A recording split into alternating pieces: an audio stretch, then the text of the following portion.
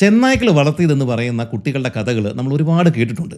1867 U പിയിലെ ഒരു ഗുഹയിൽ ചെന്നായ്ക്കളുടെ കൂട്ടത്തിൽ നിന്നും വേട്ടക്കാരെ രക്ഷപ്പെടുത്തിയ ദിന സനിച്ചാർ ആണ് മൗഗ്ലി എന്ന കഥാപാത്രത്തിന് പ്രചോദനമായത് എന്നാണ് പറയപ്പെടുന്നത്. ഇത്തരം കഥകൾ നോക്കിക്കഴിഞ്ഞാൽ മിക്ക കുട്ടികളെയും ചില വൈകല്യങ്ങൾ കാരണം മാതാപിതാക്കൾ തന്നെ ഉപേക്ഷിച്ച് പോവുകയും അവർ പിന്നീട് കൂട്ടം ചേർന്ന് ജീവിക്കുന്ന ഏതെങ്കിലും ജീവികളുടെ കൂടെ ജീവിച്ചു പോരുകയും ചെയ്യുന്നതായിട്ടാണ് കാണപ്പെടുന്നത്. ഇത്തരം കഥകൾ ഒരുപാടുണ്ടെങ്കിലും ശക്തമായിട്ടുള്ള തെളിവുകളുടെ അഭാവം ഇവയുടെ വിശ്വാസ്യതയെ ചോദ്യം ചെയ്യുന്നുണ്ട്. എന്നാൽ ഈ ഫോട്ടോയിൽ കാണുന്ന ജോൺ സെബുന്യ ചെറുപ്പത്തിൽ ഒരു കൂട്ടം കുരങ്ങന്മാരുടെ കൂടെയാണ് വളർന്നത് എന്നാണ് പറയപ്പെടുന്നത്. സ്പെഷ്യൽ ഒളിമ്പിക്സിലൊക്കെ പങ്കെടുത്തിട്ടുള്ള ഒരു മനുഷ്യനാണ് ഈ ജോൺ സെബുന്യ. 1988 ജോണിന് 2-3 വയസ്സുള്ളപ്പോൾ അവൻ്റെ അച്ഛൻ അമ്മയെ കൊലപ്പെടുത്തിയ ശേഷം ആത്മഹത്യ ചെയ്തു. ഇത് കണ്ട് ഭയന്നു പോയ കൊച്ചു ജോണ് അടുത്തുള്ള കാട്ടിലേക്ക് ഓടിപ്പോയി. ഒരു കൂട്ടം വേർവിറ്റ് മങ്കികളെയാണ് അവൻ ആദ്യം കണ്ടത്. പൊതുവെ ആക്രമണ സ്വഭാവം കാണിക്കാത്തവരാണ് ഈ കുരങ്ങന്മാർ.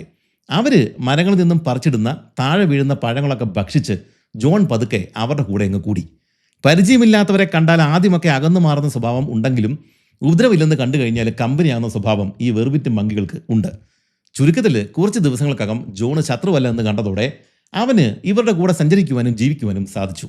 കുരങ്ങന്മാർ ജോണിനെ വളർത്തി എന്ന് പറയുന്നത് തെറ്റാണ്. ജോൺ അവരുടെ കൂടെ വളർന്നു എന്ന് പറയുന്നതാണ് ശരി. കുരങ്ങന്മാർ ചെയ്യുന്നത് പോലെ മരം കയറുവാനും പഴം പറിക്കുവാനും ഒക്കെ ജോണും ചെയ്തു തുടങ്ങി.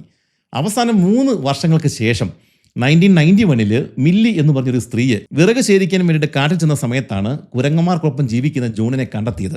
അവർ ആളുകളെ കൂട്ടി മടങ്ങി വന്ന് അവനെ പിടികൂടുവാൻ ശ്രമിച്ചു.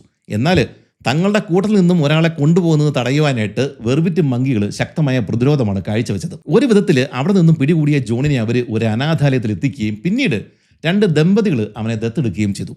രക്ഷപ്പെടുത്തുന്ന സമയത്ത് ജോണിൻ്റെ ശരീരമാകെ രോമങ്ങളും കയ്യിലും കാലിലും ഒക്കെ നീണ്ട നഖങ്ങളും ഒക്കെ ഉണ്ടായിരുന്നു. മുട്ടിലിഴഞ്ഞാണ് അവൻ നടന്നിരുന്നത്. കൂടാതെ വയറ്റിൽ നിറയെ വിരകളും ഉണ്ടായിരുന്നു. കരഞ്ഞും ശബ്ദമുണ്ടാക്കിയൊക്കെയാണ് ജോണ് ഭക്ഷണം ചോദിച്ചിരുന്നത്. ആളുകളുടെ പരിശ്രമ ഫലമായിട്ട് സാവധാനം സംസാരശേഷി വീണ്ടെടുത്ത ജോണ് പിന്നീട് പള്ളിയിലെ പാട്ടുകാരനാവുകയും പേൾ ഓഫ് ആഫ്രിക്ക എന്ന ഗായക സംഘത്തോടൊപ്പം ലണ്ടൻ വരെയും പോവുകയും ചെയ്തു. BBC 1 ടെലികാസ്റ്റ് ചെയ്ത ലിവിങ് പ്രൂഫ് എന്ന ഡോക്യുമെൻ്ററിയിലൂടെയാണ് ജോണിൻ്റെ കഥ ലോകം അറിഞ്ഞത്. ഇത് കൂടാതെ ഉഗാണ്ടയ്ക്ക് വേണ്ടിയിട്ട് 2 തവണ സ്പെഷ്യൽ ഒളിമ്പിക്സിലും ജോൺ പങ്കെടുത്തിട്ടുണ്ട്. ഇതിന് സമാനമായ രീതിയിൽ ബറൂണ്ടിയിലെ കാട്ടിലകപ്പെട്ട് പോയ മറ്റൊരു ജോൺ, പിന്നെ ഉഗാണ്ടയിൽ തന്നെ റോബർട്ട് മയാഞ്ച എന്നീ 2 കുട്ടികളും ഇതേ രീതിയിൽ വെറുവിറ്റ് മങ്കികളുടെ കൂടെ കഴിഞ്ഞതായിട്ട് റിപ്പോർട്ട് ചെയ്യപ്പെട്ടിട്ടുണ്ട്. ഈ കുരങ്ങന്മാരുടെ സൗഹൃദ മനോഭാവം തന്നെയാണ് ഈ കുട്ടികൾക്ക് രക്ഷയായത്. ജോണിൻ്റെ കഥ സത്യമാണെങ്കിലും ഇത്തരത്തിൽ നമ്മൾ കേട്ടിട്ടുള്ള പല കഥകളും വ്യാജമായിരുന്നുവെന്ന് പിന്നീട് തെളിഞ്ഞിട്ടുണ്ട്.